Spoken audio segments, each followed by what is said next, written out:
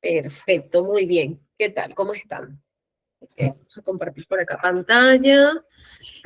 Bueno, ya nos encontramos en nuestra clase número 2. Hoy vamos a hablar sobre las causas del trastorno por déficit de atención e hiperactividad. Nos había quedado pendiente el artículo que menciona, ¿verdad? Eh, la legalidad de lo que es el ejercicio del psicólogo. ¿Ok? Denme un segundito. Escúchame, dígale que me pase el celular para poder dar eso y ahorita se los paso. Me olvidé. Permitir esa hora que dice acá. A ver.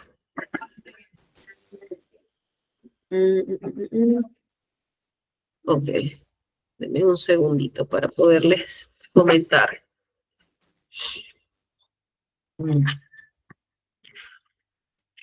Ahí se ve todo. A ver. Ok, ¿cómo están, chicos? ¿Qué tal? Vayan comentándome mientras que me alcanzan.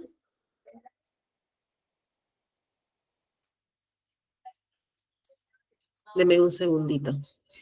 Ya, bueno, ahorita en lo que me alcancen el celular, les voy a compartir ya lo que es el artículo como tal, donde indica de que nosotros estamos en toda la facultad, porque para mí es súper importante que todos, absolutamente todos, tengamos eso súper, súper claro, chicos, ¿ok? Mientras tanto, vamos a ir avanzando con lo que es nuestra segunda clase. ¿Llegaron a hacer su tarea? Les pedí una actividad la vez pasada sobre la importancia de la atención multidisciplinaria, ¿se acuerdan? A ver, levanten la mano los que cumplieron su actividad. ¿Quiénes llegaron a hacer la reflexión?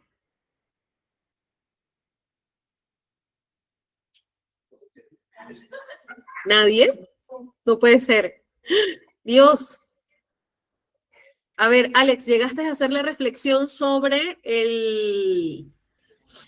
la atención multidisciplinaria?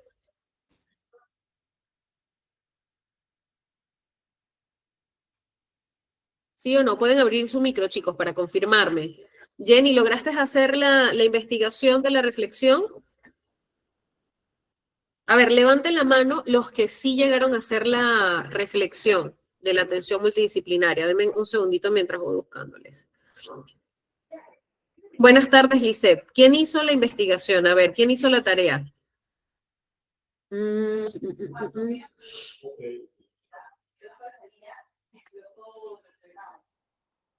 mm. Ok. ¿Quiénes no hicieron la actividad? A ver, levanten la mano quienes no hicieron la actividad, como para mapear más o menos. Ok, Alex no la hizo, Lisette no la hizo, Patricia no la hizo, Juan tampoco. Ok, ok. Karina, entiendo de que quizás tú sí llegaste a hacerla, Jennifer.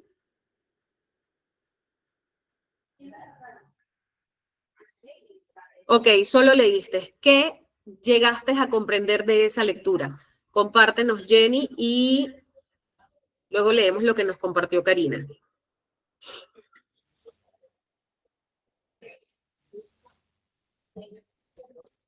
Ok, no te preocupes. Está bien, Lice.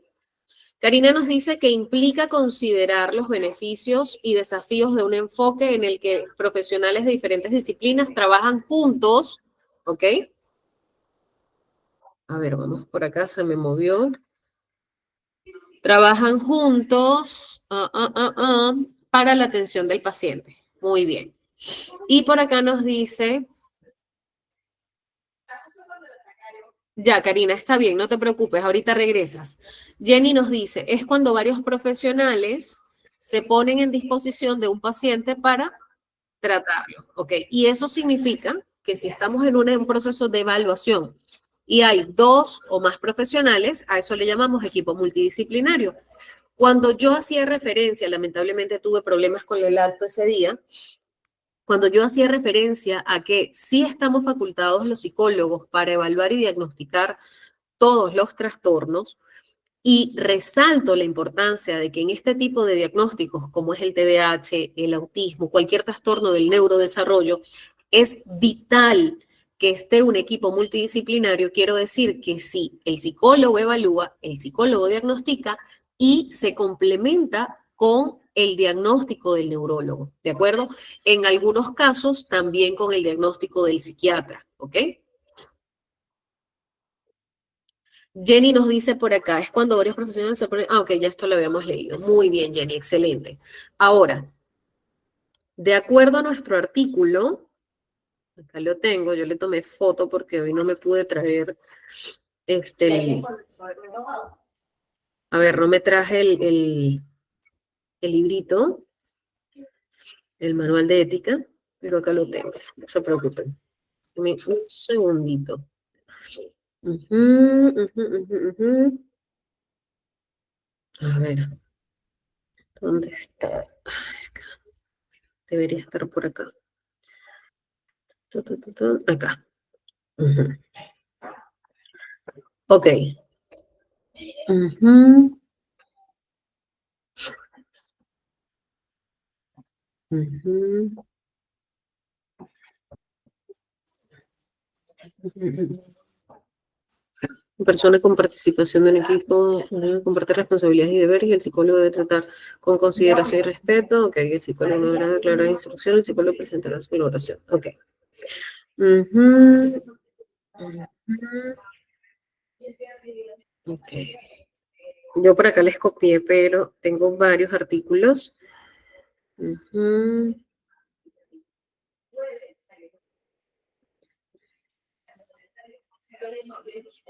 acá está. Acá está. De las funciones del psicólogo, presten atención, artículo 7, ¿ok? De la ley del trabajo del psicólogo. Funciones específicas. Son funciones específicas del psicólogo: evaluación, diagnóstico, prevención, promoción y tratamiento psicológico en las diferentes especialidades. Elaboración, administración, calificación e interpretación de materiales de evaluación e intervención psicológica. ¿Ok? ¿Qué quiere decir eso? Estamos en toda la facultad de poder establecer un diagnóstico, ¿ok?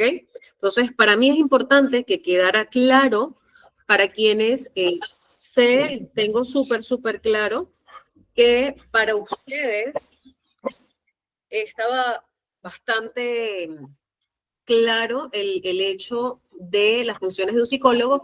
Sin embargo, también tengo en consideración que el hecho de que alguien haga este cuestionamiento nos ayuda a reafirmar, a investigar. Por eso considero que el aporte de nuestra compañera ese día lo podemos transformar en algo positivo. ¿Qué hacemos? Leemos tal cuál es el artículo que lo fundamenta. Incluso hay una ley, en el caso de acá del Perú, donde se contrastó eh, esta disyuntiva social donde se decía que el psicólogo no podía establecer un diagnóstico, pero la realidad es que sí. Ese día también hablamos un poco sobre, como nos decía, nos compartía creo que Jenny, si mal no me equivoco, de que hay neurólogos que asumen que el psicólogo no debe diagnosticar. Yo respeto la postura de cada profesional, su criterio profesional lo puedo respetar totalmente, pero bueno, tenemos una validez legal y científica que es la que finalmente nos avala para poder establecer tanto una evaluación y un proceso de evaluación y un proceso diagnóstico, ¿ok? E incluso intervención ante distintos trastornos, traumas y muchísimo más, ¿ok? Entonces, ya cerrado ese punto, que para mí era importante que quedara claro, demos inicio a nuestra clase del día de hoy, que es la de causas, qué cosas generan o causan el TDAH. Primero iniciemos con los datos estadísticos. Lo primero que tenemos que tener claro, chicos, es que donde mayormente se percibe o se comienza a dar un diagnóstico es en la infancia. Por lo general, ese diagnóstico tiene un equivalente de entre el 5 y el 7% de la población estudiantil con un diagnóstico de TDAH. Vamos a sacar la cuenta, que por ejemplo, de 100 alumnos, 5 por lo menos deben tener TDAH. ¿Ok? Y, si no, de 100, 5. Ya. Si no, pues pueden corregirme, ¿no? A nivel estadístico. En cuanto a lo que es la población adulta, el diagnóstico está entre un 2 y un 5%. Recuerden que de acuerdo a la historia de cómo se introduce el TDAH cuando le llamaban que era hipercinético, ¿verdad? Este trastorno se introduce en los 80 recién. Entonces, poco a poco se fue dando a conocer el trastorno en sí. Entonces, no era tan importante y entender si alguien se dispersaba, si alguien no tenía de repente la motivación o no tenía el sostenimiento de la memoria, sus funciones ejecutivas se veían alteradas, no era tan sencillo identificar que era un TDAH, ¿ok? Entonces, por eso, en el adulto baja o disminuye el porcentaje del diagnóstico, ¿sí? Aparte de que el diagnóstico mucho más largo y complicado cuando ya somos adultos, no es igual a cuando somos chicos, ¿sí? Iniciamos con el primer factor y ojo con la cantidad de factores y cuáles son los que intervienen directamente para desencadenar un trastorno por déficit de atención e hiperactividad, porque eso va para el examen. Regalito de la maestra para que ustedes lo tengan en consideración. El primer factor, el más potente y uno de los principales o más importantes es el factor genético, ¿ok? El TDAH no se contagia, no es conductual, es un trastorno del neurodesarrollo, que eso nos quede claro, ¿ok? Entonces, ¿a qué hablamos con genético? Quiere decir que es heredable. El porcentaje de herencia, de heredabilidad, está entre un 70 y un 80%. ¿Okay? Algunos estudios han llegado al aproximado del 74%, otros del 70%, otros del 85%, pero está entre esa media, entre el 70 y el 80%, hay una posibilidad de heredar el trastorno si es que un hermano o un papá tiene dicho, un papá o una mamá tiene dicho trastorno, ¿ok? Pero resulta que, como vemos, en la parte de la prevalencia, solo el 2 o el 5% de los adultos está diagnosticado. Por supuesto, hay muchos niños que se diagnostican primero y luego se diagnostica el papá, ¿verdad? Muy bien. Algunas investigaciones, como podemos ver acá, algunas investigaciones sobre genes específicos han relacionado lo que es el transportador de dopamina, que es el DAP1, y el DRD4 como receptor de dopamina, involucrados o asociados de acuerdo a su funcionalidad, a su funcionamiento, a ciertas alteraciones dentro de este proceso, están asociados con el trastorno por déficit de atención e hiperactividad. No te preocupes, Sergio, qué bueno que estén acá. Bueno, ese día éramos creo que 50, 60 personas, no estoy segura de la cantidad, ahorita ya no recuerdo. Ojalá que se sigan sumando. Recuerden que igual pueden compartir, chicos, el enlace con otras personas para que también se informen. Otra cosa importante es, eran 48, qué buena memoria, Lisette. Mira, quedamos ahorita 17. Bueno, yo sé que se van a conectar. Y sería chévere que se conecten porque, bueno, la información de hoy es vital y va para el examen. Ok, continuamos. Examen que nos va a ayudar a poder solicitar un certificado, porque si no rendimos el examen y no tenemos, por supuesto, una nota adecuada, no vamos a poder tener el certificado. Así que préstenle atención y pásenle la voz a sus compañeros. Oye, mira, la clase de hoy es importante. Bueno, todas. Como ustedes ya saben, hasta la primera fue súper importante. Ok, acá tenemos entonces que la probabilidad de que un niño tenga TDAH es mayor si los padres o hermanos tienen el trastorno. No siempre sabemos si lo tienen, recuerden. Pero, ¿en qué porcentaje? Por ejemplo, si en el examen les preguntamos, ¿considera usted que el TDAH tiene una heredabilidad del 50%? ¿Eso es verdadero o es falso? ¿Verdadero o falso? A ver.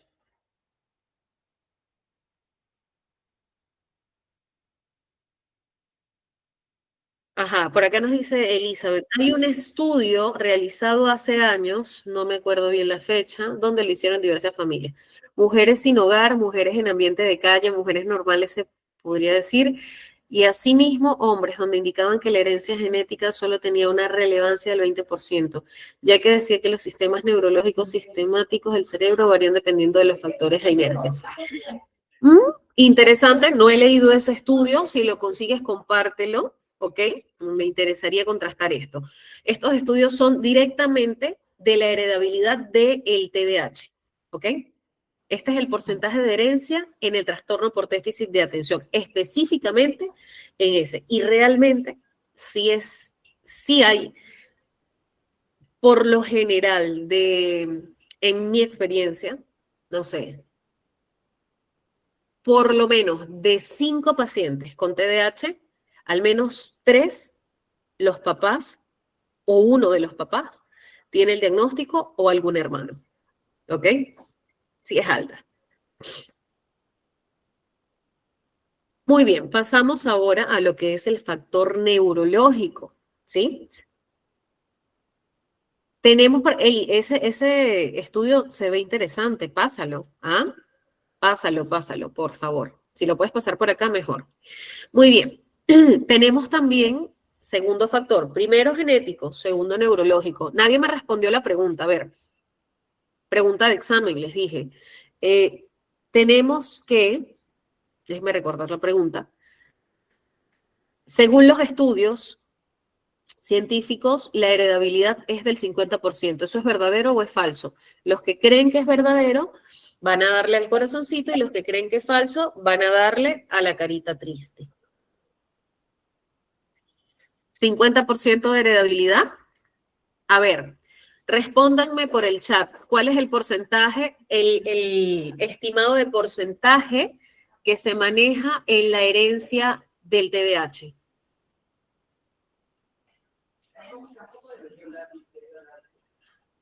¿Cuál es el porcentaje de heredabilidad en el TDAH? Entre el 70 y el 80%. Muy bien, Vania. 70% aproximadamente, ojo, recuerden, está entre el 70, hay un rango largo, de 70 a 80, es bastante, ¿ok? Hay un trecho largo allí. Muy bien, continuamos. Ahora sí, vámonos al segundo factor neurológico. Y es acá donde podemos empezar a entender más por qué el equipo es multidisciplinario. Empezamos con psicólogo que estudia la conducta. ¿A dónde vamos cuando hay un problema aparentemente conductual? Con el psicólogo primero. ¿Puede diagnosticar? ¿Puede tener una impresión diagnóstica de un TDAH? Sí, deriva a neurología, porque primero tengo que evaluar y descartar que no se deba a otros trastornos. Luego remito a neurología, contrasto el diagnóstico del neurólogo con el mío. ¿Ven? Ahí está. Mejor no pudo haber caído la explicación, me parece. Muy bien, ¿qué factores tenemos involucrados dentro del factor neurológico que no tienen y los hijos sí? No, en todos los casos no hay una herencia. Recuerden lo que les dije, de 5 casos de TDAH, por lo menos 3, en mi experiencia, los papás tienen o un hermano tiene TDAH, por lo general. 2 no. 2 tiene el hijo y no tienen los papás. ¿Me explico? ¿Ok? Pero automáticamente cuando el hijo tiene, también exploramos en las características de los papás. Es algo inminente. Muy bien. Las áreas principalmente afectadas, por así decirlo, hay padres que tienen el diagnóstico, o sea, tienen el TDAH y no tienen un diagnóstico, por supuesto, así es. O no lo saben, por supuesto. O ni siquiera lo han hecho consciente porque de repente su factor psicosocial les ha llevado a manejar la sintomatología adecuadamente y nunca se descubre que tenían TDAH. También pasa. Ya vamos a entender, vamos a escuchar todo. Muy bien, tenemos en la corteza prefrontal y los ganglios basales. Dentro de lo que es la corteza prefrontal, en esta área del cerebro se dan funciones ejecutivas como lo es la planificación, la toma de decisiones y el control de los impulsos. Como podemos ver, hay varias funciones ejecutivas involucradas a través de lo que es la corteza prefrontal, ¿ok? Especialmente el control de los impulsos, la planificación también, ¿ok? En individuos con TDAH, la corteza prefrontal incluso también está relacionado con el tema de la atención. La corteza prefrontal puede mostrar menor actividad y volumen. ¿Qué no podemos hacer los psicólogos entonces? ¿Qué sí puede hacer un neurólogo? A ver, ¿qué no puedo hacer yo? ¿Qué sí puede hacer o comprobar un neurólogo a través de lo que acabamos de ver sobre la corteza prefrontal. Revisar, les voy a responder de una vez, revisar el nivel de actividad y revisar el volumen que tiene el cerebro o la parte de la corteza prefrontal, en sí que es lo que estamos hablando, ¿de acuerdo? Con respecto a los ganglios basales, tenemos que son núcleos subcorticales, ¿verdad? Que se involucran en la regulación del movimiento, y no es movimiento estereotipado, ojo, eso es en el autismo, no guarda relación con eso, que también en el autismo hay algunas partes de lo que es nuestra estructura cerebral que está alterada también, que también está involucrada en los ganglios basales allí, ¿ok? Entonces, y la atención también guarda relación con lo que es el desarrollo de los ganglios basales. En el trastorno por déficit de atención e hiperactividad se ha observado una disfunción en los ganglios basales, lo que puede contribuir a los síntomas de hiperactividad e incluso inatención. Y si tenemos también una afección dentro de la corteza prefrontal, entonces podríamos tener un nivel de atención mucho más reducido, porque este también guarda relación con varias funciones ejecutivas. Acá nos dice Elizabeth, por las ondas electromagnéticas, sí, se puede valorar a través de eso, también una resonancia, hay muchas formas en las que el neurólogo puede llegar a revisar cómo funciona y cómo es la estructura real de cada individuo de forma neurológica. ¿El psicólogo puede hacer eso? Efectivamente no. Ahora entendemos por qué es tan importante la atención multidisciplinaria. Si todos lo tenemos claro y preciso, marquemos corazoncito, porque yo creo que el trabajo del psicólogo y el neurólogo tiene que ir abrazadito como si fuesen enamorados.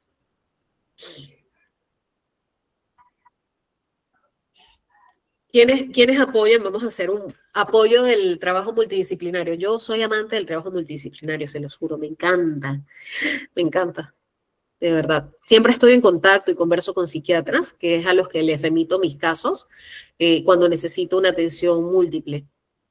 Genera muy buen resultado cuando es así. Y si el paciente decide ir con otro, porque no gano nada por remitirlo a los psiquiatras, a los especialistas de mi confianza, o sea, sí gano, no gano dinero. Gano optimización de tiempo, gano discusión de casos clínicos, bueno, a nivel profesional, académico. Muy bien, chévere, continuamos.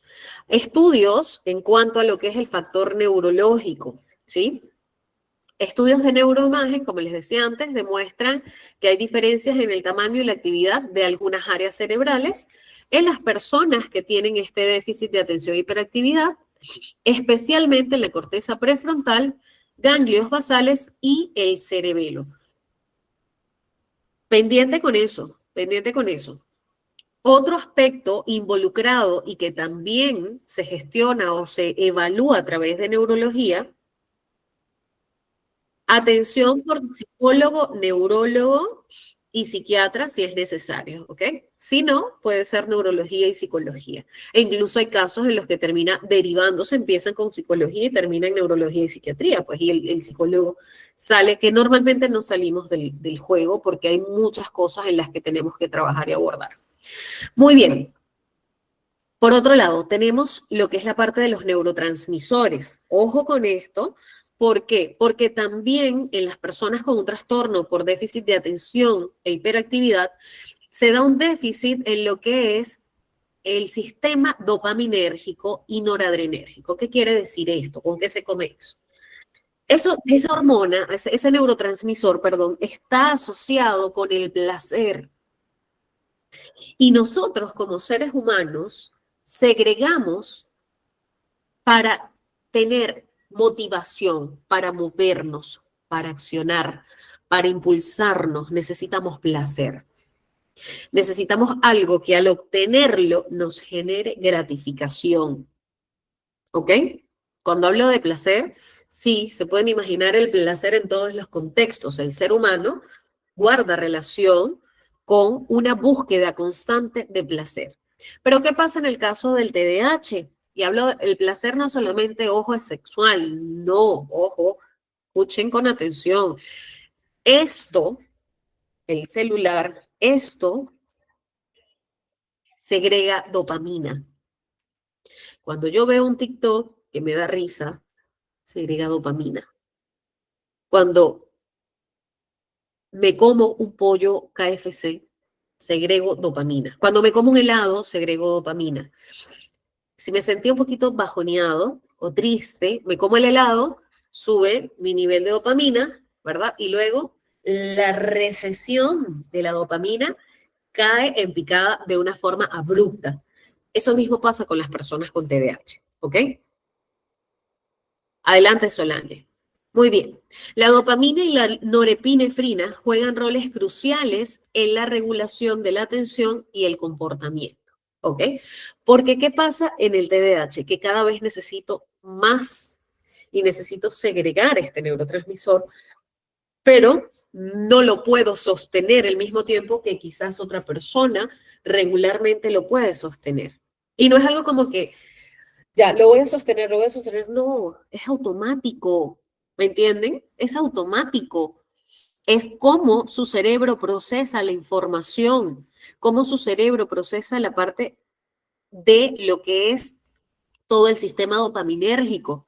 Entonces, libero, ¿me entienden? Más rápido esa necesidad de estar en contacto con algo placentero que por eso también se utiliza lo que es el refuerzo constante, necesito segmentar ciertos pasos, necesito que las actividades sean atractivas, porque si no, no puedo ejecutarlas.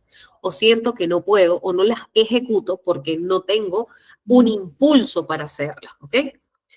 Dentro de las funciones ejecutivas hay dificultades en ellas, como les dije, hay un déficit dentro de las funciones ejecutivas que incluyen problemas con la memoria de trabajo, el control inhibitorio, ¿ok? Y la regulación emocional. ¿Qué quiere decir eso? Que emocionalmente suelo ser más expresivo porque el control de esas emociones me cuesta. Y no es porque yo no quiero, porque no tenga inteligencia emocional. Estamos hablando de la estructura cerebral, ¿ok? O sea, no es el que tiene TDAH, no actúa de esa manera porque simplemente quiere, ¿sí? ¿Nos queda claro el aspecto genético y neurológico?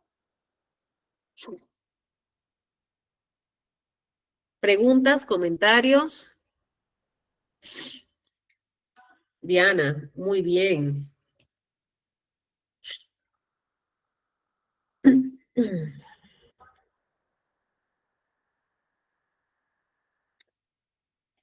Entonces, Manuel me dice, mira, dice que ella va a estudiar hablando de la abogada, porque ella como que ella como que caliente el tema.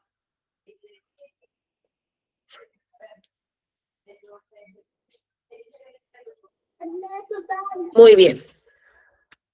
Un ejemplo de qué, mi corazón, de cómo funciona las personas con TDAH cuando se refiere a que es, ya, emocionalmente. Por ejemplo, no sé, una persona con TDAH que no tiene control inhibitorio, de repente,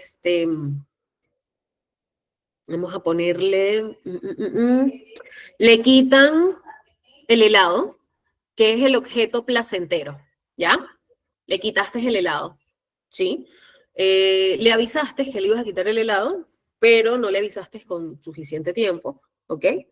Y le quitas, o sea, el problema no es que le quites el helado, el problema es que le quitas el objeto de placer, ¿ya? Entonces, tú le quitas el helado, le dices, ya no vas a comer más helado de repente, él estaba feliz y decide, se enoja, y tú le dices, ya ahora tenemos que hacer la tarea, y te dice, no, no voy a hacer la tarea, no voy a hacer la tarea, y se puede quedar todo el día allí, no va a hacer la tarea, no va a conectar con la tarea, porque su motivador era el helado, ¿me explico?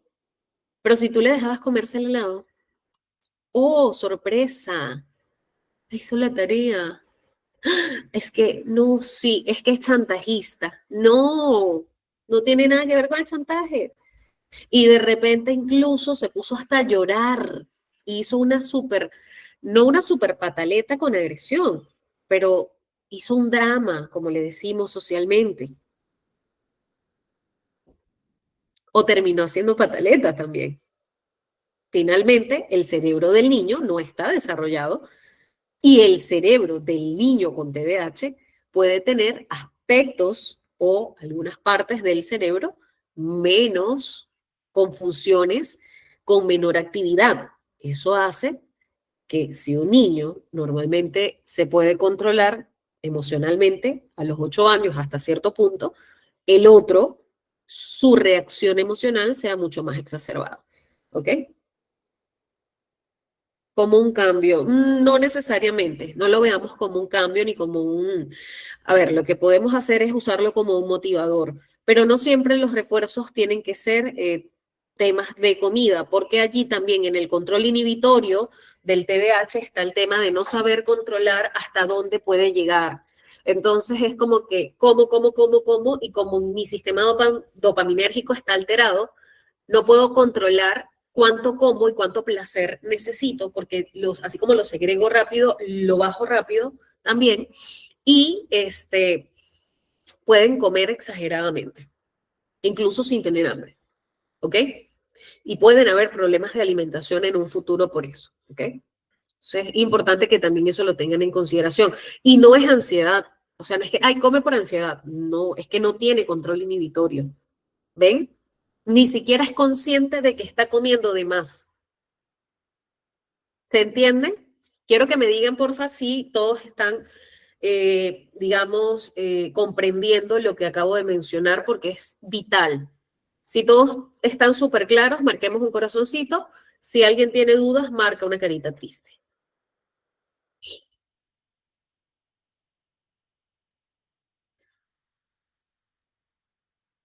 Súper, súper, súper. Qué bueno, qué bueno. Me alegra que estemos en la misma sintonía. ¿Sí o no que ahora ustedes a los niños con TDAH los ven distintos? ¿Cómo se ven ahora? ¿Con etiquetas? Difícil. Difícil verlos con etiquetas. Y cuando hagan pataletas, o cuando ustedes los vean brincando, no los van a ver igual, se los aseguro. O al menos eso espero que así sea. Muy bien. Otro factor importante. Vamos, hay tres factores importantes, ¿ok? Tres. Los más importantes son los primeros que les estoy mencionando. Este es el factor ambiental, ¿ok? ¿A qué se refiere el factor ambiental?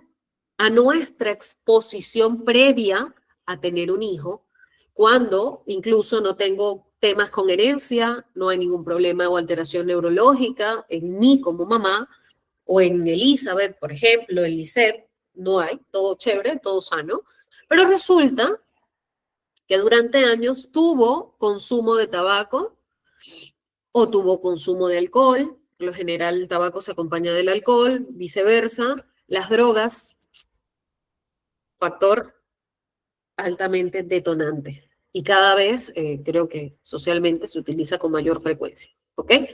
Entonces, sí, sí hay repercusiones en lo que es la estructura cerebral si haces consumo de alcohol, de drogas, incluso de cigarrillo. ¿Ok?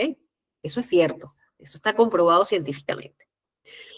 Muy bien, si tenemos este consumo antes o durante el embarazo, acá no dice antes, pero se los garantizo que desde antes ya hay una reconfiguración en nosotros en algún punto, no de la misma intensidad, pero cuando estamos embarazadas, las mujeres, y tenemos uso de estas cosas, ¿qué pasa? Que nosotros, o sea, se está creando toda la estructura del niño y del cerebro, y ese desarrollo, por supuesto, se ve alterado. Entonces, si queremos planificar tener hijos, tenemos que ser bien cuidadosos. Y no solamente nosotros, también el que emite, también el espermatozoide, o sea, los hombres también tienen que ser cuidadosos, ¿ok? Porque allí también va una carga genética, ¿ok? Y la genética también se altera de acuerdo a nuestros hábitos en algún punto. No es tan rápido, no es así, ¿no? Pero sí también puede generar consecuencias, ¿ok? Complicaciones perinatales es otro de los factores ambientales. El bajo peso al nacer, es por eso que en las historias clínicas nosotros tenemos que detallar cómo era la vida de la mamá, del papá, cuéntame, y cómo fue el embarazo, y todo es importante dentro de un diagnóstico. Para yo empezar a pensar en hacer un diagnóstico, primero tengo que tener una muy buena historia clínica, ¿ok? Si el nacimiento del niño fue prematuro, factor importante. Si se dieron complicaciones durante el embarazo, ¿ok? Todo esto, accidentes en el primer mes de vida, por ejemplo, pueden llegar a aumentar el riesgo de un trastorno por déficit de atención e hiperactividad. También, y a veces no tomado en cuenta, están las toxinas ambientales. Hay personas que desarrollan, ¿ok?, un trastorno por déficit de atención e hiperactividad porque resulta que tiene una intoxicación por plomo o por algunas otras toxinas, no sé, personas que de repente viven en sitios donde hay riegos, cosas así, donde se encuentran toxinas o en fábricas, conviven mucho en fábricas, han estado durante el embarazo ahí, ¿ok? O se expone al niño directamente a muy temprana edad, pero a muy temprana edad. No es que, no, pero a los 5 años recién, no, ahí vendrían otros factores, ¿ok? Muy bien. Este factor del que les voy a hablar no es un determinante para que se dé un trastorno por déficit de atención e hiperactividad. Sin embargo, es el más importante para que los síntomas aumenten, se mantengan o disminuyan. ¿Ok? ¿Sí? Y es el factor psicosocial. ¿Quiénes intervienen acá? Interviene el entorno familiar, el estilo de crianza, el estrés familiar, la dinámica familiar, ¿sí? Todo esto va a hacer que ahí entra la comunicación, las rutinas, los horarios y muchas cosas que vamos a ver en la última clase, ¿ok? Las condiciones socioeconómicas cuentan como factor psicosocial. La pobreza, ¿qué pasó, hija? El acceso limitado a recursos educativos y de salud también pueden exacerbar los síntomas del TDAH, ¿ok? ¿Por qué? Porque no vivir con las condiciones necesarias, básicas, igual también va a hacer que, por ejemplo, haya mayor estrés. Por ejemplo, si no hay las necesidades básicas cubiertas, no hay una adecuada alimentación, no hay un adecuado desarrollo, son muchos los factores que pueden intervenir para que si ya yo tengo un TDAH, esa sintomatología aumente de acuerdo a lo que voy viviendo. Si vivo en un lugar estable, estructurado y todo lo demás, seguramente esos síntomas pueden comenzar a disminuir, ¿ok? Experiencias adversas en la infancia, el abuso puede incluso aumentar también la sintomatología, la negligencia por parte de los padres, ¿ok? Incluso de las escuelas también, y puede influir en el desarrollo, pues, de este trastorno, así que tenemos que tener esto en consideración. Muy bien, hasta este factor, ¿cómo vamos? ¿Todos claros? ¿Preguntas? ¿Aportes?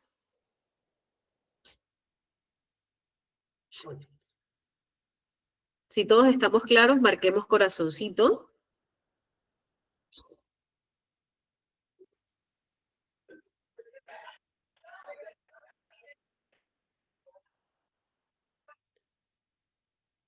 Muy bien, perfecto. ¿Comentarios? ¿Ejemplos? Lice, ¿tienes alguna duda? Cuéntanos.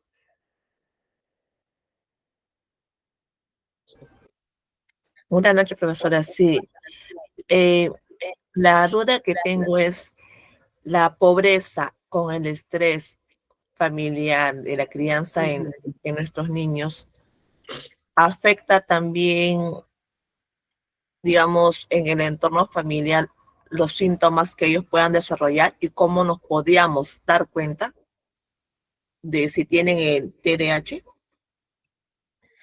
Bueno, esa es la sintomatología. Con estrés o sin estrés, vamos a ver, los síntomas son iguales para todos, ¿ok? Lo que sí es que si el estrés dentro del hogar prevalece, esos síntomas pueden ir aumentando la intensidad, digamos, de cada síntoma, la prevalencia, la duración del síntoma, ¿ok? Y la adaptabilidad de la persona. Pero los síntomas los vamos a ver en la siguiente clase, ¿ok? Ok. No me coman ansias, porque salimos corriendo. Ok, vamos a hablar un poquito sobre lo que es la interacción del gen ambiente. Entonces, ¿qué factores tenemos? 4 factores, ¿sí? Queda claro, 4 factores. Si bien el factor psicosocial no es un factor determinante, es un factor básico para el sostenimiento, aumento, disminución de los síntomas, que eso les quede bien grabado. Perdón. Ok, dentro de la interacción gen-ambiente tenemos, a mí me gustó bastante este estudio de neurociencia, ¿ya? Que revisa la interacción de factores genéticos y ambientales en el desarrollo del TDAH. Sugiere que ciertos factores ambientales como el estrés prenatal y la exposición a toxinas, estos en conjunto, puedan interactuar con una predisposición genética para aumentar el riesgo del trastorno por déficit de atención e hiperactividad. Ahí estamos viendo que hay otras cosas u otras combinaciones que también impactan para que se desencadene un trastorno. O sea, es una rama que todavía sigue por seguir estudiando. La investigación subraya la importancia de considerar tanto los factores genéticos como los ambientales en la etiología del TDAH. ¿Ok? Conclusión. Estos estudios recientes, bueno, del 2017, ya casi son 8 años del estudio, refuerzan la comprensión de que el TDA y el TDAH en general, con predominancia inatenta, hiperactiva e impulsivo combinada, son trastornos complejos con una etiología multifactorial. ¿Cómo no puede ser de atención multidisciplinaria si hablamos de una etiología multifactorial? ¿Qué quiere decir eso? Que tiene distintos factores, como hemos visto antes, ¿sí? La combinación de factores genéticos, neurológicos, ambientales y psicosociales contribuye a su desarrollo y manifestación. Esta perspectiva integral es crucial para mejorar el diagnóstico, el tratamiento y el manejo dentro del trastorno por déficit de atención e hiperactividad. ¿Ok?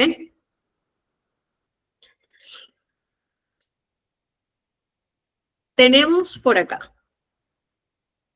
Vamos a ponerles un ratito parte del video y luego vemos la epidemiología, ¿sí? Ay, no va a salir acá. Deme un segundo. YouTube, acá. Ok.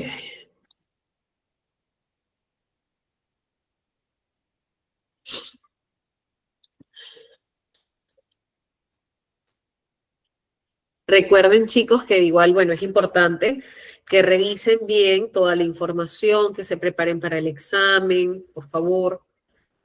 Miren que de acuerdo a sus resultados en el examen, voy a también validar yo, pues, cómo vamos con las clases. ¿Ok? Para compartir. Sino más bien de un déficit en las funciones. Por ello, el TDAH no se trata de personas que se distraen por cualquier cosa, sino más bien de un déficit en las funciones ejecutivas del cerebro. Atención, por Oye, ¿puedes volver a repetir eso que dijiste? Ay, cerebro, es como la quinta vez que te distraes. Ay, créeme que estoy haciendo mi mayor esfuerzo, pero siento que hay algo en mí que funciona de forma diferente y por eso me cuesta enfocarme. Está bien, ¿desde dónde dejaste de entender? Desde que nací. ¿Es en serio? Bueno, vamos entonces al origen de todo esto, aunque en realidad aún no se sabe con exactitud cuáles son las causas del TDAH. Pero tal parece, hay dos aspectos que desempeñan un papel importante en su desarrollo. Uno es el desequilibrio en los neurotransmisores del cerebro, en especial de la dopamina. Y recordemos que la dopamina está implicada en la regulación del estado de ánimo, en la motivación, en la atención y también regula el sistema de recompensa del cerebro. Y el segundo aspecto tiene que ver con ciertos cambios en la estructura cerebral, en especial en la corteza prefrontal, una región muy importante para el funcionamiento de las funciones ejecutivas del cerebro. Por ello, si juntamos el desequilibrio en los neurotransmisores y los cambios estructurales del cerebro que afectan a sus funciones ejecutivas, junto con ciertos factores genéticos y quizás también ambientales, podríamos tener como resultado el cerebro de alguien con TDAH. No entiendo. ¿Qué no entiendes? ¿Por qué solo tiene 6 pelos? Ay, no, cerebro. Disculpa, no le hagas caso. Bueno, entonces, estos síntomas se pueden clasificar en síntomas relacionados con la regulación de la atención y síntomas relacionados con la hiperactividad y la impulsividad. Así, hay personas en quienes predominan los síntomas relacionados con la atención. Este sería el TDAH de tipo inatento.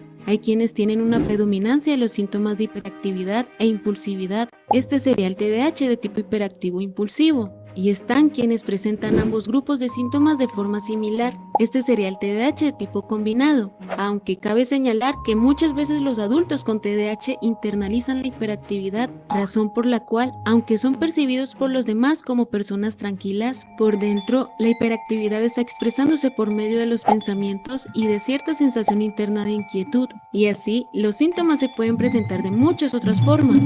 Ahora bien, estos síntomas se explican si recordamos que parte de la causa del TDAH está en el déficit de las Me funciones pregunto si nos habrá llegado algún correo nuevo.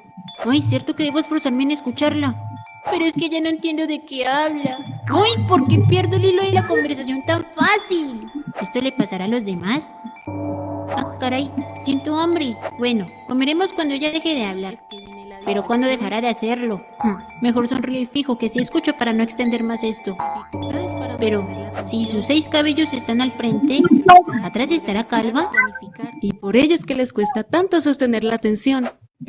Disculpa, me volví a distraer. Está bien, volveré a explicar. Ah, ¿por qué le dijiste? Ahora esto se va a alargar más. Y me aburro. Es que necesitamos entender esto, cerebro.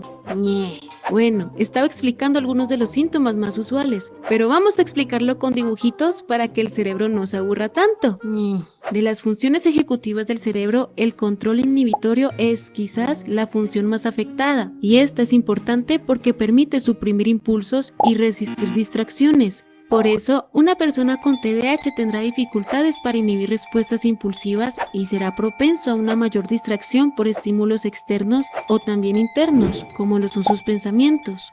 Debemos concentrarnos en el estudio. Oye, ¿y si revisas el correo? Quizás llegó algo importante. Bueno. Pero, ¿qué íbamos a hacer después? Jugar videojuegos. Otra función ejecutiva importante que se ve afectada es la memoria de trabajo, que se basa en la capacidad de retener información de forma temporal para luego así realizar alguna tarea. De ahí que las personas con TDAH experimenten olvidos frecuentes, Chale, ¿a qué venía? que tengan dificultades para seguir instrucciones Ay, no logro procesar esta información tan rápido. Me pierdo. o dificultades para integrar todo el contenido de una actividad, como lo es leer un libro o escuchar una clase. También se ve afectada la función ejecutiva de regulación emocional, que es la capacidad de gestionar las emociones. De ahí que puedan tener problemas con la impulsividad emocional ante situaciones estresantes, que tengan baja tolerancia a la frustración o que experimenten cambios de humor significativos. Otra función afectada es la atención sostenida, de ahí la dificultad para mantener la concentración en tareas que no sean tan interesantes para ellos o que requieran de una atención prolongada. Me aburro. Te aburres cada 10 minutos. También están los problemas para planificar, secuenciar, organizar, priorizar y gestionar el tiempo. Esto no es tan fácil para mí. Y esto también explicaría el por qué es tan frecuente la procrastinación. Esto es muy difícil. Hagámoslo después. Recordemos que si el cerebro se enfrenta a una tarea que no le estimula lo suficiente, retirará su atención, lo cual a menudo lleva a la persona a posponer o abandonar la tarea, porque, por lo general, las personas con TDAH necesitan de estímulos intensos, novedosos o gratificantes para mantener la atención o motivación sobre una tarea o actividad, pero de nuevo, si dichos estímulos pierden su novedad o su intensidad, la atención y la motivación volverán a decaer, razón por la cual también es usual que las personas con TDAH tengan tantas ideas o inicien tantos proyectos, pero no continúen con la mayoría, a veces con ninguno. Ya no me emocionas tanto como antes. Tú ya no me motivas lo suficiente. Hace tiempo que perdí el interés en ti. Y a ti ni te recordaba. Y este último punto puede explicar la otra cara del TDAH, el hiperfoco, que se trata de una concentración intensa y prolongada en alguna actividad o tema de interés que resulte altamente estimulante o gratificante para el cerebro hasta tal punto que bloquea lo que sucede en su entorno y quizá también pierda la noción del tiempo. Por ello, cuando la persona está en este estado de hiperfoco, le es difícil pasar este enfoque a otra tarea o responsabilidad. Así entonces, el TDAH no se trata de tener problemas para prestar atención, sino más bien de la dificultad para regular dicha atención. Y con esto podríamos finalizar el tema de los síntomas. Entonces ya nos podemos ir. No, Ñe. ¿Y si mejor nos distraemos viendo memes hasta que ella termine de hablar? Pero quiero seguir escuchando. Ñe. conocidos los síntomas, ahora podemos tener una visión un poco más amplia del TDAH. Ya vimos sus posibles causas y el cómo sus síntomas van llevando a la persona a utilizar ciertas estrategias que no son funcionales, como lo es posponer o evitar una tarea o abandonar algún proyecto. Esto va creando un historial de bajo rendimiento académico o laboral, de problemas en sus relaciones sociales o de otras adversidades, lo cual va lastimando el autoconcepto y la autoestima, a la vez que va alimentando los sentimientos de culpa, frustración, enojo o tristeza. Al mismo tiempo, se van formando ciertas creencias y pensamientos negativos sobre uno mismo, Soy un desastre. lo cual va debilitando cada vez más la motivación y puede acercar a la persona a problemas de ansiedad o depresión, además de también contribuir a que la persona siga utilizando estas estrategias de evitación, postergación o abandono, lo cual termina por contribuir al mantenimiento de este modelo. Por ello, para modificar esta situación hay que comenzar a adoptar otra serie de estrategias y técnicas que permitan manejar los síntomas, así como también modificar estos pensamientos para que su contenido sea más racional y funcional. A grandes rasgos, ese sería el objetivo de la terapia psicológica.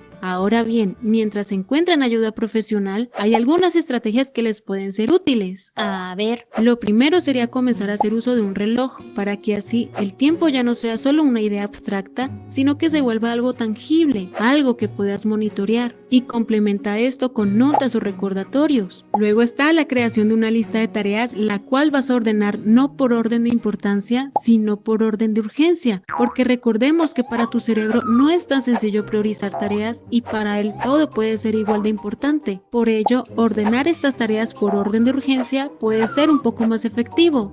Complementa esto con un calendario visible o una agenda para que programes estas tareas y así vayas disminuyendo los olvidos. Ahora bien, las tareas grandes divídelas en tareas pequeñas y con esto diseña objetivos a corto plazo con miras a un objetivo a largo plazo. En este punto es útil que comiences a conocer dos cosas de ti mismo. Menciona la utilidad de dichos pensamientos. ¿habían más cosas? Me lo imaginaba. ¿Puedes volver a repetir todo desde el principio de forma resumida y a la vez detallada pero sin explicaciones? No. Ñe. Cerebro, yo tomé apuntes porque sabía que te ibas a distraer en estos temas. Ay, pero qué humano tan agradable eres. Ten una recompensa. ¿Gracias? Sí, ¿Y ahora qué haces? me emociono por todas las recompensas que me darás cada que completemos un objetivo. Eso. Probablemente solo te felicite y ya. ¿Es en serio? Sí, porque ahora que lo pienso, nunca he reconocido lo que hemos logrado. Qué reflexión tan emotiva. Pero quiero algo más. Bueno, un capítulo de tu drama coreano favorito por cada objetivo completado. Lo tomo.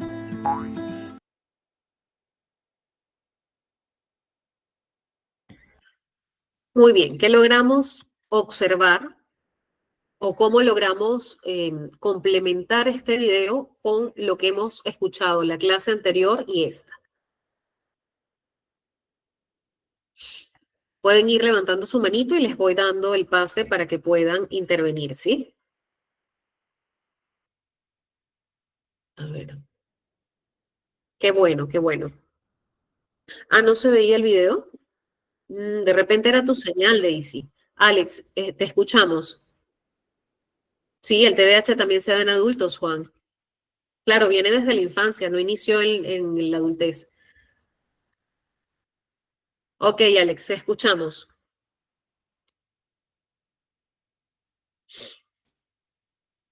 ¿Puedes abrir tu micro?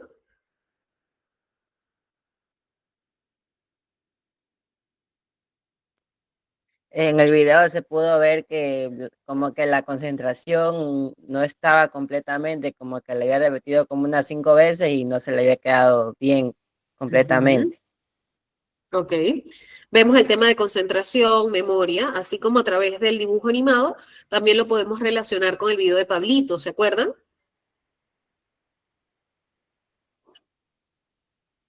¿Recuerdan el video de Pablito? Con respecto a las clases, ¿cómo relacionan estos videos con lo mencionado?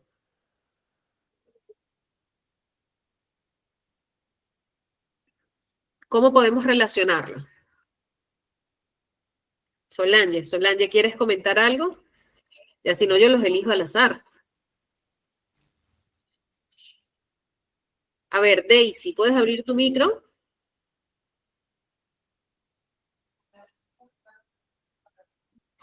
Ya, María Laura, te escuchamos. Puedes abrir tu micrófono.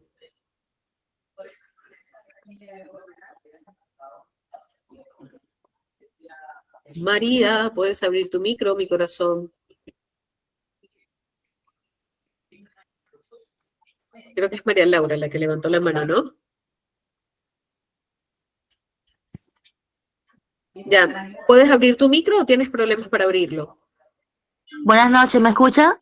Ahora sí, mi corazón, te escuchamos.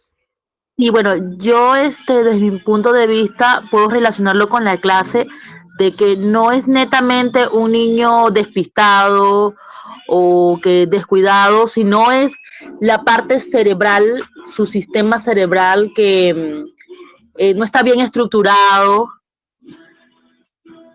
En Ok, el caso de su problema de la corteza prefrontal, es lo que al niño, o sea, es como que está confundido o de repente se va del tema, va, regresa, y por eso que al final toma como estrategia la toma de notas para no olvidar cosas porque él sabe que se va a olvidar.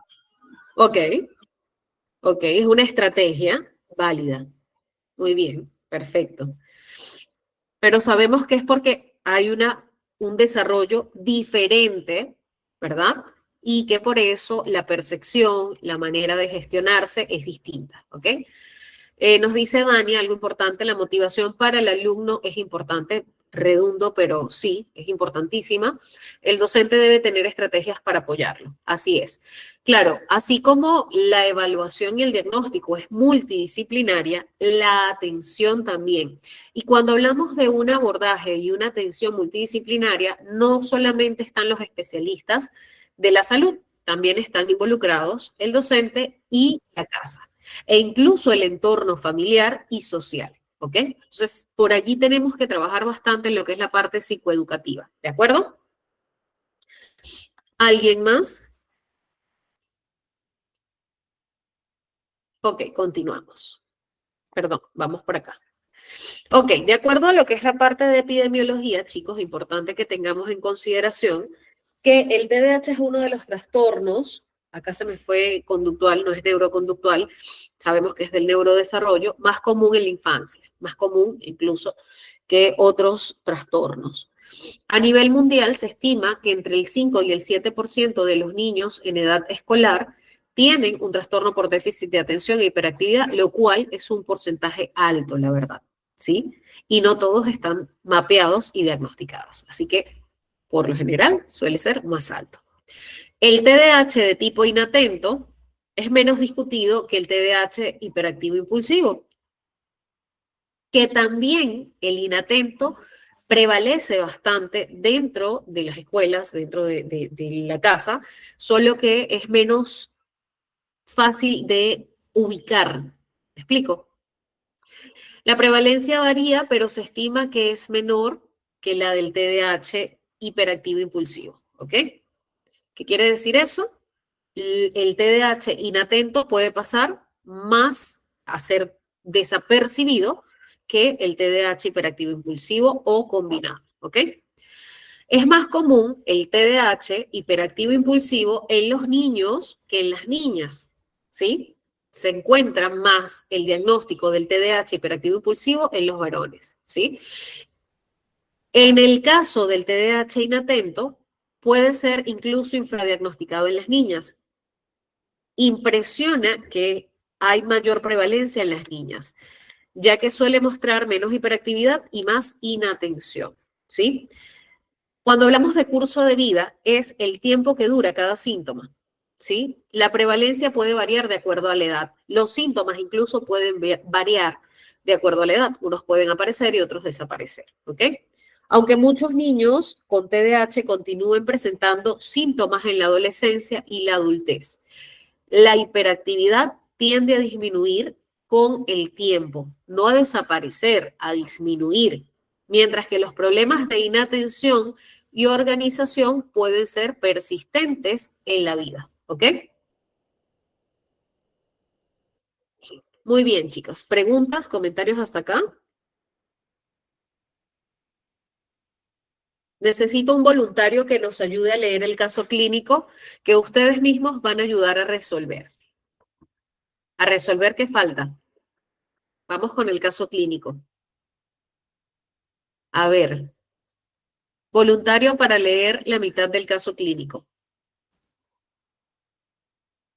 A ver, vamos a ver a quién elegimos. Alex ya habló. Ajá. A ver. Juan, ¿puedes abrir tu micrófono?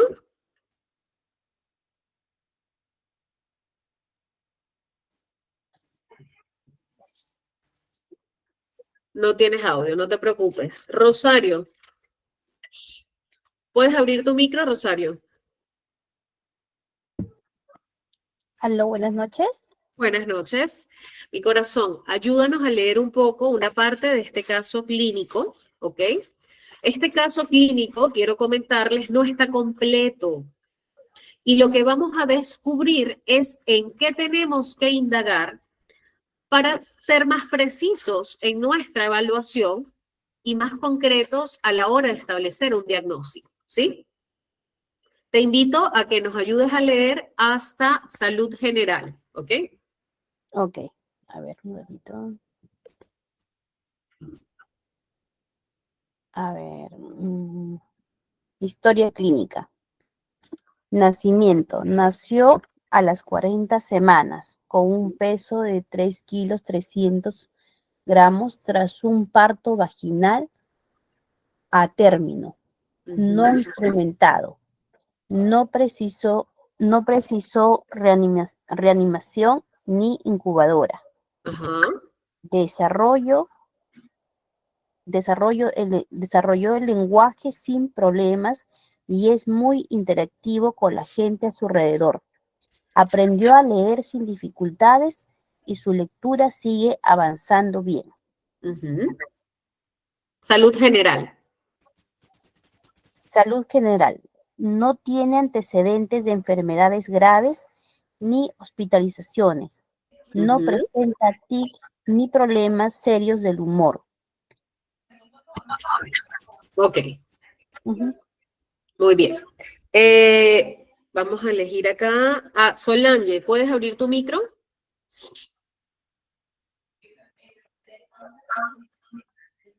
Gracias, Rosario. Igualito ahorita van a seguir interviniendo. Solange.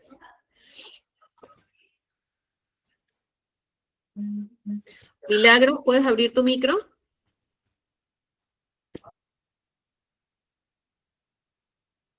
Patricia Luque, ¿puedes abrir tu micro?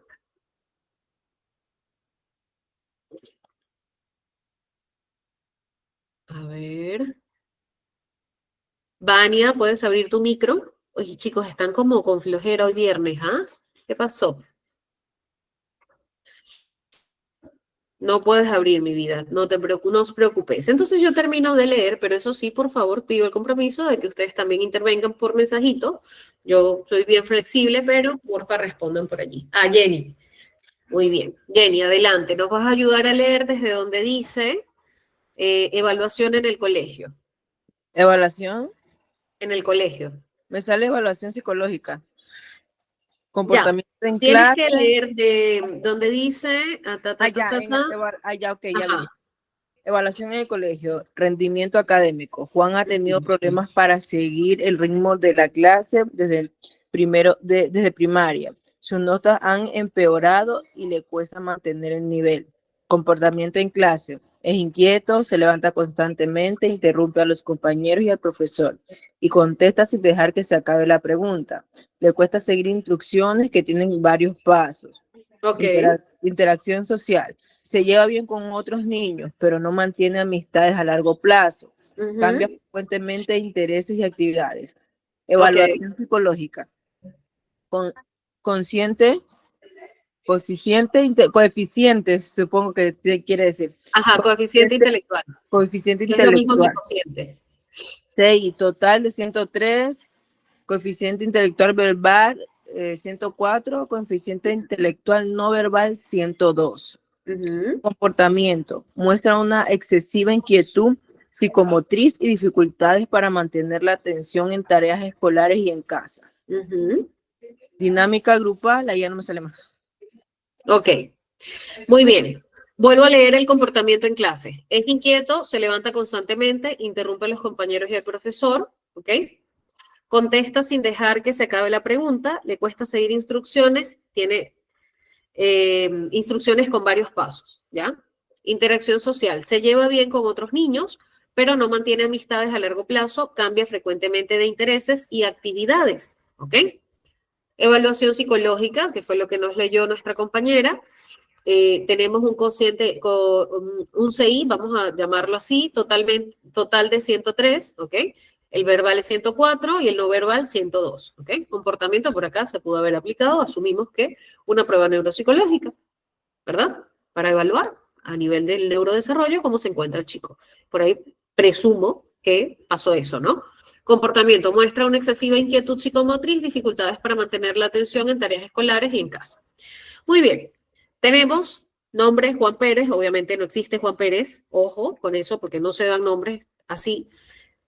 Juan Pérez tiene 8 años, para que tengamos una idea y podamos darle una forma, ¿no? Es chico, es sexo masculino, está en tercero de primaria, y el motivo por el que llegó Juan Pérez a consulta fue que los padres de Juan lo traen a consulta debido a dificultades para seguir el ritmo de la clase y una excesiva inquietud psicomotriz, ¿ok? Se mueve demasiado, en exceso. En casa evita hacer los deberes y necesita supervisión constante para completarlos. Ok, y pregunta, comencemos a indagar. Primero, en la historia clínica, de acuerdo a los factores que hemos avanzado, que hemos comprendido el día de hoy y a lo que sabemos que es el TDAH, ¿qué preguntas haría Rosario a la familia para seguir explorando por qué puede que este chico tenga TDAH? Es un presuntivo, tiene síntomas en 2 ambientes. ¿Qué necesito explorar como historia clínica, Rosario? Vamos a empezar con Rosario, pero después vienen ustedes también, porque ustedes también están estudiando, ¿ok? ¿Qué preguntaría Rosario?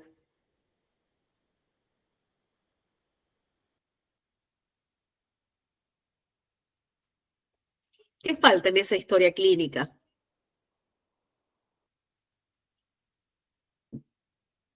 Hay algo preciso de los factores que no está en esa historia, que tenemos que explorar. Hacer un descarte. Hacer un descarte, ok, podemos usar test psicométricos. Antes de irnos para allá, ¿qué preguntas o qué exploración a nivel de anamnesis o entrevista puedo yo hacer con los papás? Los tengo al frente ahorita. Yo soy la mamá. Pregúntame, yo soy la mamá. Claro. A ver, primero es, bueno, dentro de la análisis están los antecedentes, ¿no? Tanto de los padres, ¿no? Si vinculamos algún diagnóstico con el tema que estamos tratando, ¿no? Muy bueno. El otro también podría ser es de que después del parto, en el control del niño sano y todo eso, cómo ha ido desarrollando su infancia. Exactamente, porque es un niño de 8 años. O sea, estas conductas se daban a los 5 años, se daban a los 6, no se daban, tengo que explorar eso. Ajá, ¿qué más? ¿Qué más preguntamos allí en esa historia clínica? A ver, échame el cuento, ¿cómo se portaba el niño antes? ¿Esto pasaba en el kinder? ¿Pasaba en inicial, en el colegio? ¿Estas conductas también las presenta cuando van al parque? A ver, Vania. Vania no puede abrir su micrófono. Rosario, ¿quieres agregar otra pregunta? Claro, o sea, justamente también se estudia si esta conducta o esta alarma o este síntoma es manifestado en varias áreas, en varias áreas que se va desarrollando, ¿no? Exacto. Hay que contribuir si es así, ¿no? Porque si no, también estaríamos hablando de otro diagnóstico y podríamos confundir el caso, ¿no? Así es, así es. Podríamos estar confundiendo el caso, precisamente. Entonces es importante evaluar. Sin embargo, aquí nos dice, dentro del caso clínico, nos dice que esa conducta, o sea, lo que habló la mamá en la primera sesión fue, esa conducta se presenta en el colegio, la maestra se está quejando, ya no sabe qué hacer con el niño porque es muy inquieto, pero en casa también veo la conducta, ¿ya? Entonces, allí podemos explorar en los papás también. ¿Qué podemos preguntarle a los papás sobre su historia? Miss, yo quiero hacerle una pregunta. Te escucho. Mire, yo tengo un sobrino que tiene ya 15 años. Él empezó a caminar a los 7 meses y medio. También habló normal, se comunica normalmente. Pero ¿qué pasa? Él ahora está en 10º curso, pero los profesores tenían una constante queja de que él llevaba como objetos para jugar, como plastilina, cosas así, como un niño de inicial. Ahora, también, hasta aquí leyendo, el comportamiento en clases también inquieto, interrumpía, no dejaba hablar a los profesores, o también con sus compañeros. Sus compañeros se hacían amistad con él, pero no las mantenía. Nadie quería, o nadie quiere mantener una amistad con él a largo plazo. Ejemplo, si él no hacía tareas o no iba al colegio, nadie le quería prestar las tareas o nadie quería hacer grupos con él, nadie quería jugar con él, siempre lo aislaban. Es candidato para realizarle una prueba para ver si tiene TDAH o no hay de qué preocuparse, porque dicen los profesores que también tiene comportamientos demasiado infantiles para la edad que él ya tiene. Por ejemplo, él ya cumplió 15 años, pero todavía tiene comportamientos de un niño como de 8 a 10 años. Ok. Entonces, fíjense, te escucho. Yo quería saber si es candidato para realizarle test para ver si él tiene TDAH o algún otra condición. Ya. Lo primero aquí es que yo siempre me voy a ir al bienestar de las personas y de los chicos. Lo primero, antes de revisar si hay una condición o no, es llevarlo al especialista para saber cómo está ese chico, porque ha vivido rechazo. Si su desempeño en distintos ámbitos tiene alteraciones, efectivamente, tenga o no una condición, está pasando algo. ¿Me explico? O sea, si eso que él hace, bien sea por conducta, bien sea el motivo que sea, pero que se expresa a través de la conducta, del accionar y de sus relaciones interpersonales, perdónenme, se ve alterado, para eso estamos los psicólogos. Entonces, mira, tocar la puerta, eso es prevención, ¿ok? Y en esa prevención, en ese chequeo, en esa revisión, en esa exploración, bueno, se puede también decir, oye, mira, presenta estos síntomas, por eso nosotros hacemos historia clínica. Presenta estos síntomas acá, allá, y el psicólogo va a comenzar a decir, mira, va a sacar su hipótesis, ¿verdad? Mira, yo tengo 3 hipótesis. Este niño puede estar pasando un trauma. Exploro en el trauma, no es un trauma, descarto trauma. Este chico tiene un problema de autoestima, sí, efectivamente, que ha generado el problema de autoestima, y comienzo a descartar, comienzo a explorar. A medida que voy explorando, voy observando, voy aplicando pruebas, ¿ok? Luego voy a tener algo que puede ser preciso o que puede ser una impresión diagnóstica, ¿ok? Ya con eso puedo abordar. Ok. Bueno, ahora ya no es tan inquieto. Antes sí. Ahorita ya como que ha regulado, creo que es a medida de que fue creciendo. Ahorita tiene 15 años. Ya. Pero como que buscaba también como que la aprobación de las demás personas. Por ejemplo, no tenía muchos amigos en el colegio, pero él en casa hacía, por ejemplo, grupos con todos sus compañeros y los incluía. Pero sus compañeros, o sea, yo veía el rechazo de sus compañeros. O sea, no me metas al grupo, no me molestes, deja de escribir, deja de molestar, así. Entonces, ¿qué pasa? Hace unos meses en el colegio hicieron una encuesta anónima, diciendo, o sea, preguntando quién es la persona que más molesta en clase. Y todos apuntaron a él. Ciertas personas sí lo defendían, pero la mayoría lo apuntó a él como que el que molesta, el que hace bulla, el que Wow. no O sea, atiende en pero un clase. profesor hizo esa pregunta en el salón. Exacto, pero fue anónima en un papel y se le entregaron a la psicóloga de la institución. Ok. Entonces, todos apuntaban a él que él molesta, que es inquieto, que no deja escuchar la clase, Ah, ya. pero hay una profesora en especial estudios sociales, dice que él es bien inteligente en la materia, o sea, que él sí se destaca en esa materia cuando presta atención, pero por lo general todas las profesoras hablan lo mismo, que es inquieto, que no presenta tareas, que no presta Ya. atención, así. Pero él sí Ok, lee. después de ese papel, te pregunto, ¿hubo un feedback a los papás de Sí, para qué se hizo esa encuesta? Porque entiendo que es una encuesta lo que le han hecho a los chicos en un papel. sí, o sea, se las hizo la encuesta porque como recién estaban ingresando a clases nuevamente y la Ya, mayoría de chicos del año anterior, entonces se la hicieron como para convivencia o para ver cómo era la convivencia entre compañeros. ya, Ya, ok, entonces, bueno, él en este momento él vive conmigo, no vive con ninguno de los dos papás, él vive conmigo. ok. Ya, entonces, yo le decía a mi hermana desde antes, porque cuando él estaba pequeño, él tenía, ya creo que iba a cumplir 8 años y aún tenía amigos imaginarios, que lo cual Ujú. normal, porque escuché decir que los amigos imaginarios son aproximadamente hasta los 6 años. Ya, entonces, mi hermana lo hizo evaluar con varios psicólogos, según Ya. los psicólogos no tenía nada, pero Mm, creo que sí, hay algo que hay que indagar un poco más porque yo creo que para la edad que él tiene no es una actitud madura. Ejemplo, que él lleve o lleve objetos así de juego como un niño de inicial a jugar en clase, porque buscaba la mínima, o decía la profesora, él busca la mínima cosita para entretenerse y hacer otra cosa, que ella lleva pelotitas, que ella lleva plastilina, que ella lleva un moldeable, que ella lleva un juguetito o una pelotita, cualquier cosa llevaba para entretenerse en clase y se ponía a jugar como un niño de ujú. 5 años, así.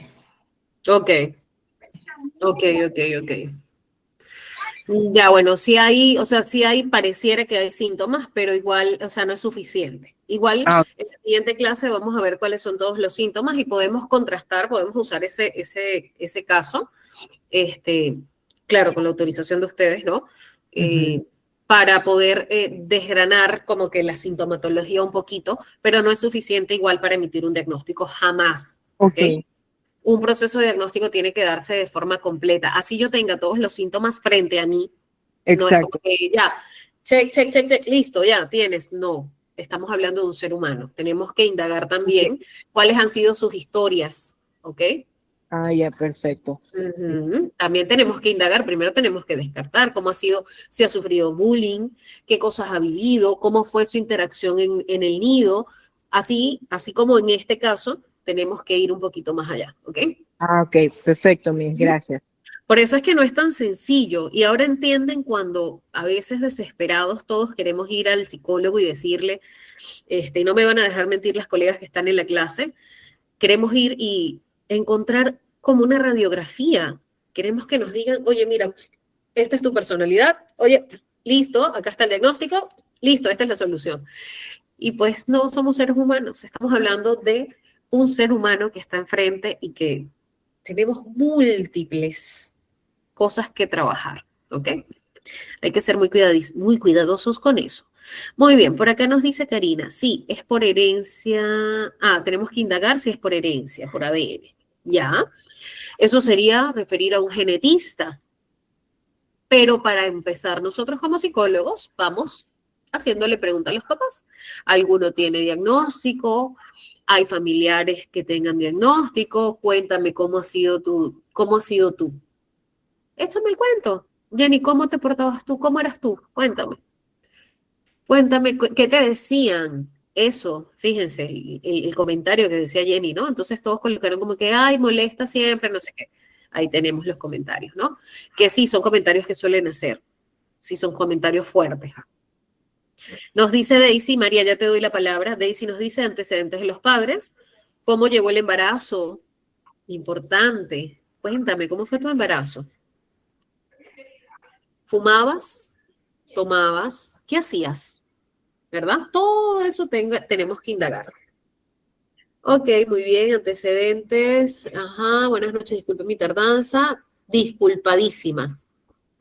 ¿Hay algún caso de TDAH en la familia? Esa es una pregunta importante. ¿Cómo ha sido el desarrollo de la infancia? ¿Alguna enfermedad? ¿Ha padecido enfermedad? ¿Ha sufrido accidentes? ¿Usted como mamá sufrió algún accidente durante el embarazo? ¿Pasó alguna enfermedad durante el embarazo? Todo eso tenemos que preguntar. El desarrollo evolutivo del niño, ¿cómo ha sido? Eso también, bueno, más o menos acá tenemos que ha sido óptimo. Podemos ver, que bueno, fue a término, no hubo mayor complicación por allí, ¿no?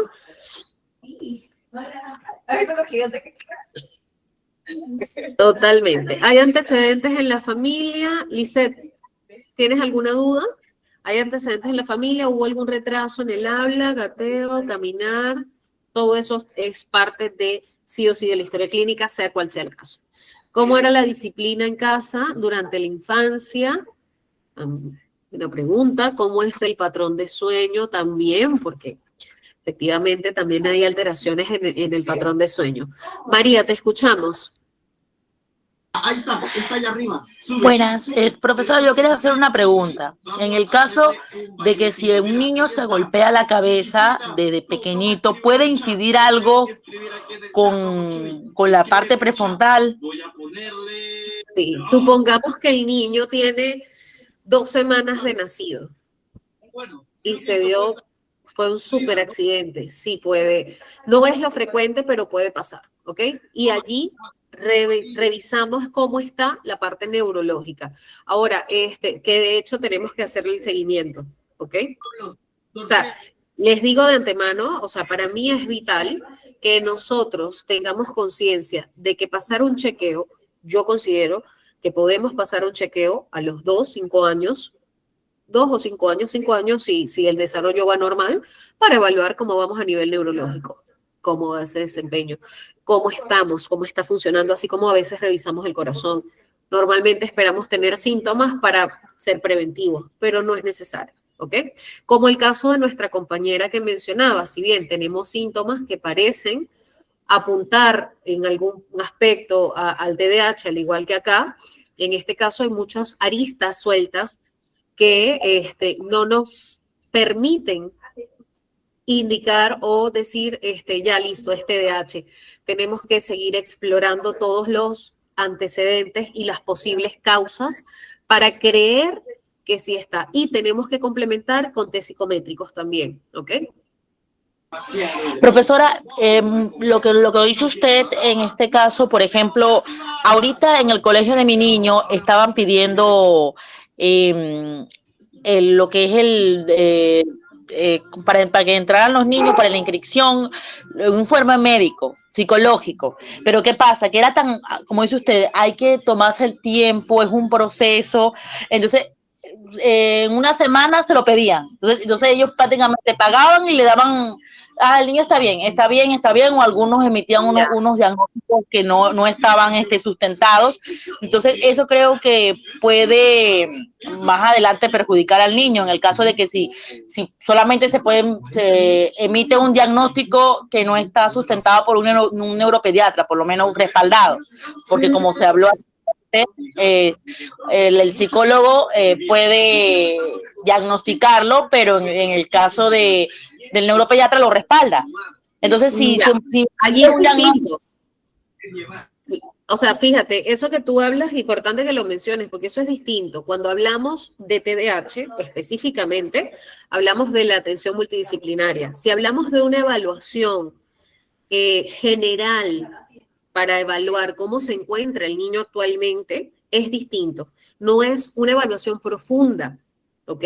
Es una evaluación representativa. Es como cuando tú te haces un chequeo general de hemoglobina, cosas básicas, ¿no? Igual hay un informe general que se puede hacer a nivel, a nivel psicológico. Este es el que se presenta normalmente a las instituciones educativas, pero sin embargo, mínimo debe pasar por 3 sesiones la persona, mínimo por 3 días de terapia, o sea, 3 sesiones distintas, donde se aplican test proyectivos, test psicométricos y se evalúan distintas áreas, cognitiva, conductual, ¿ok?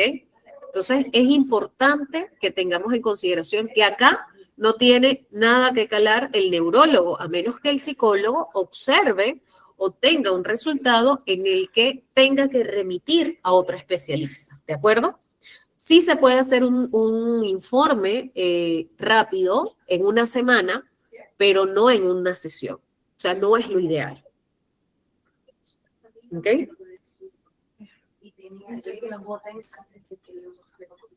¿Queda claro, María? Sí, profesora, gracias. Buenísimo, chicos. ¿Alguna otra pregunta, comentario, chicos? Acá, como les dije, tenemos que explorar factor psicosocial, tenemos que explorar factor ambiental, tenemos que explorar factor genético y tenemos que remitir a neurología de todas maneras, ¿ok? En este caso que he presentado. Entonces, tenemos todos los factores que hemos estudiado el día de hoy dentro del caso, ¿sí? ¿Alguna pregunta, comentario, aporte que quieran hacer?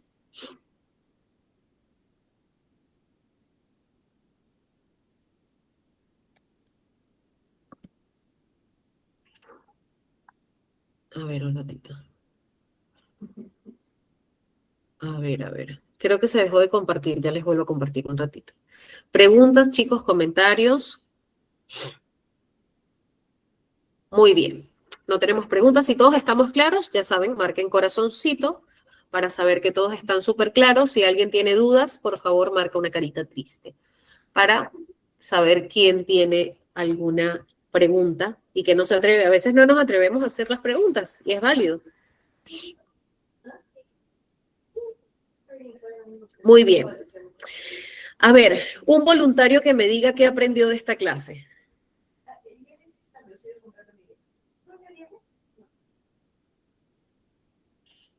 Un voluntario, a ver.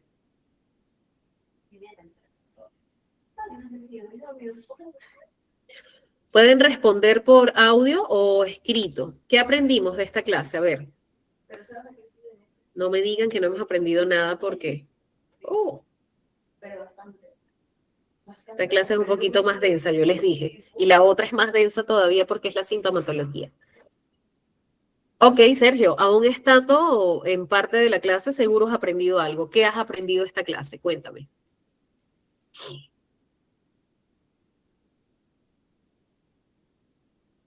María Lugo, ¿qué has aprendido en esta clase? Cuéntanos. Sobre los factores que inciden en el desarrollo del TDAH. Ok. ¿Cuál es uno de esos? Nómbrame 2 factores. El factor genético, factor neurológico, Ok, muy bien. factor ambiental y factor psicosocial. Listo, 20 puntos. Excelente. Jenny. Gracias, María. Jenny, cuéntanos, ¿cómo relacionas esta clase con la anterior?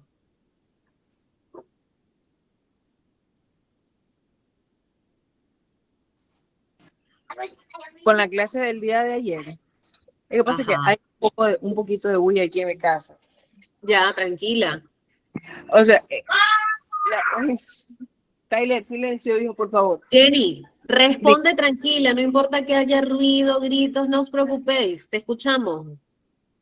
Ya, bueno, lo que aprendí en la clase de hoy es a identificar el porcentaje de que hay entre de tener el déficit de atención. Ejemplo, bueno, yo tengo el compañerito de mi hijo, tiene déficit de atención, pero le habían descartado que sea genético porque todavía no estaba aprobado de que él tenga el déficit de atención por genética, porque eso todavía no estaba científicamente comprobado.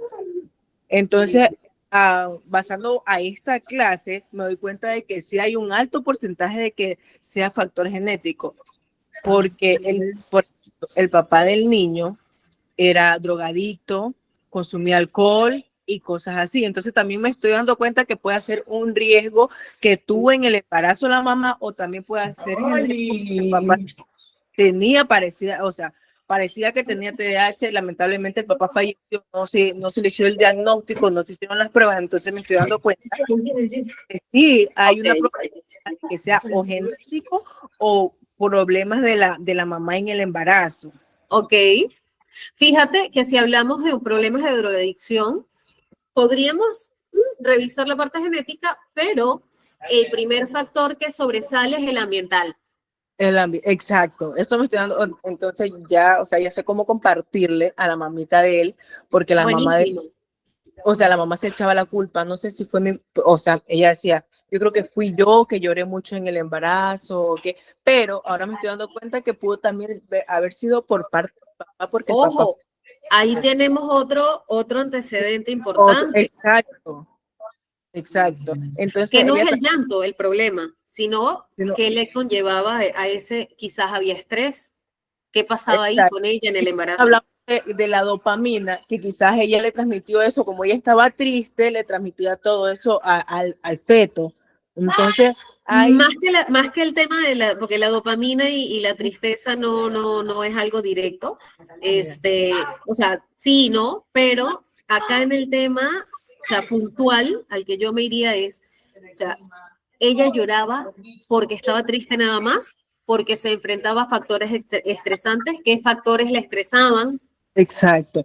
Ejemplo, le estresaba que el papá del bebé era drogadicto y había días que recaía horrible y Imagínense el nivel de tensión. entonces también problemas de alcohol, entonces ella pasaba expuesta al humo del tabaco porque en toda su familia fumaban, entonces todo esto me estoy dando cuenta que también pudo haber sido un factor que ella se está echando la culpa porque ella dice que es culpa de ella. Claro. Bueno, allí ya es un trabajo también personal con ella que es importante que se tenga en consideración, ¿ok? No es solamente como que ya porque hay algo que también le ha afectado, aparte de que hablamos de una dependencia y una codependencia por allí también familiar, podría ser, ojo, con todo respeto y responsabilidad lo comento, pero podría ser, no es porque no los he visto, así que no puedo asumir que es eso. Muy bien, gracias Jenny. Chicos, hemos llegado al final de la clase. Por allí Isabel dice que depende mucho del estado de los padres para que nuestro hijo tenga TDAH. Sí, es bastante alto. Es muy importante el cuidado de nosotros para tener hijos. Podríamos relacionarlo con los comportamientos de desconcentración, falta de retención y memoria chévere. Para ti fue reforzar un poco lo que es la parte de funciones ejecutivas. Es importante. Y pues sin más que agregar, chicos, súper contenta y agradecida por la participación nuevamente. Espero que el día lunes, que vamos a ver sintomatología, que yo sé que es la clase que están esperando, estemos mucho más dispuestos a interactuar e intervenir, ¿ok? Traigan casos para que podamos comprender mejor. Siempre dispuesta a acompañarlos. Que tengan una excelente noche y un muy, muy bonito fin de semana. Nos vemos el lunes a las 6. Bye, bye. Hasta luego, muchas gracias. A ti, Rosario, a ti. Listo, Muchas gracias, profesora. A ti, María. listo. Muchas gracias, Licenciada, profesora. Hasta luego. A ustedes, Lizeth. Chao, chao. Gracias. gracias, estimados. Licenciada, ¿sí podría cortar la grabación? Listo, muchas gracias.